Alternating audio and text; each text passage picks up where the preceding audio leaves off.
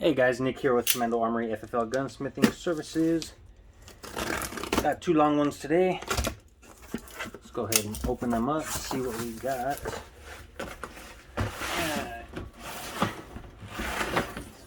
Got ourselves a nice hard case here.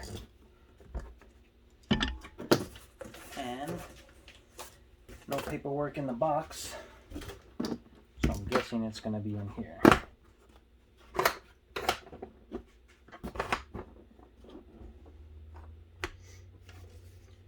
Alright, this is coming from a gentleman. This was bought off Gunbroker then. Okay, know who that's for. Let's open this, take a look. Here we have a little 22. This is a Birmingham Smallarms Sportsman, made in England. Okay, little front sight here. Little rear sight. It looks like it's missing the... I lost the word. It's a little staircase deal that goes under this, and it lets your front sight be able to go up and down for shooting distance. But it does have this nice little pin dot iron sight, or a peephole sight. So probably don't even use that other one. But it looks like they burnt BSA into this. I don't know why. Guess they got some free marketing or something. Wow, this is different though, huh? So on the back of this, there's no butt plate. Looks like there's a butt plate, but it looks like they just engraved this stuff in there. But let's go ahead and check the trigger pull on this guy. Got my dummy around here somewhere. All right. 22 dummy round in there. You know what? This one's about beat up, so it does not want to chamber. I have another one though.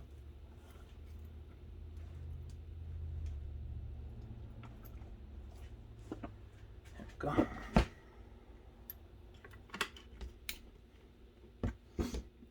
Okay, let's go ahead and clear this out. Set it on there. Start to pull it.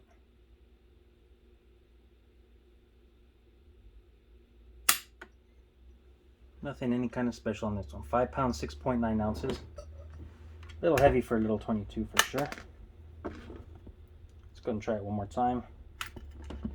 Taking a look at it. As I'm pulling it. No take up at the beginning. Smooth. No hiccups, just smooth. Just long and hard though. Not too bad. Okay, so I will say that one definitely felt very smooth. It's just pretty heavy. And let's eject that guy out. Here's another trick that a lot of people don't do. Okay, and this works on almost all bolt actions, I'll say. So notice right here, when I close this, that is my hammer cocked right there. So it gets really hard to push this closed. So right now, my firing pin is under tension, okay? So what I've been taught is pull the trigger and then close the action. Closes very easy. And now your firing pin's not under tension. So leave it like that and you're safe whenever you're not shooting it. That way this is not under tension, and that way you don't have to dry fire. It's a little lesson I learned from my dad when I was young. But not a lot of people do that. A lot of people will either dry fire, which on bolt actions I do not like to do, or they'll, especially 22s, right? Or they'll just leave it back. And when you leave it back like that, springs start to, well, that's another sensitive topic, right? But springs start to wear out. Some people say yes, some people say no. I think to an extent, some do, some don't. You know, you'll leave a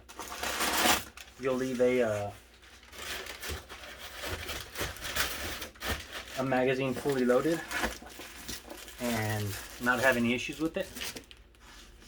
or you'll you know, something like that, you might have light primer strikes. So I think not all springs are held to the same standard. Looks like we have ourselves another Geissele Super Duty rifle. We talked about one of these the other day. Let's go ahead and see if it's the same one.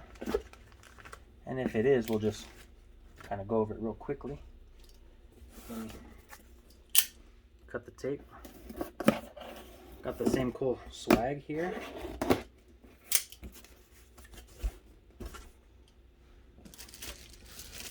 Right.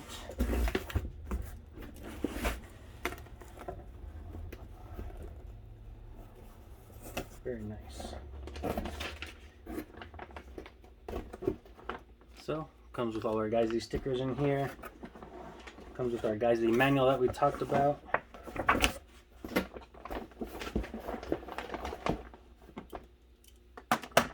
I'll be honest, I can't remember. It looks like the exact same one. Let me just get the box out of the way and we'll talk about it real quick.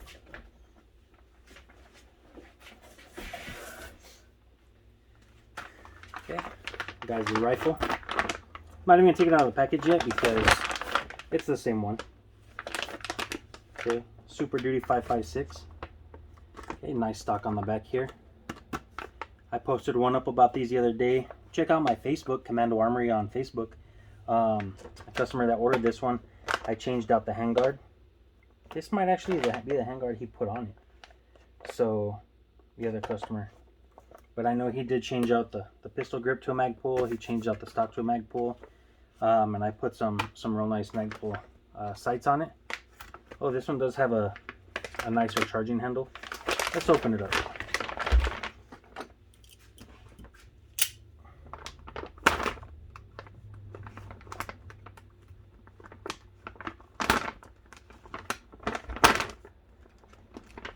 This plastic makes my knife look super dull, but this knife is just used for cardboard most of the time. So,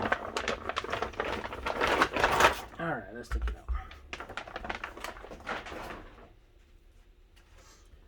All right, very nice here. Make sure it's empty. Visually, it is. Okay, greased up really good as always. Has the very nice bolt release right here. I like that. Very textured, feels very nice. Safety feels good. This is a different trigger. Let's test this trigger pull out. I think this one is a slightly upgraded version of the last one I did. Go and pull this trigger, see what it feels like.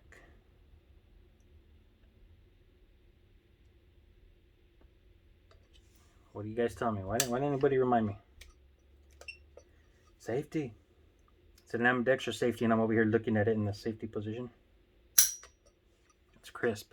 3 pounds, 1.8 ounces. Sounds different too. Let's try it one more time.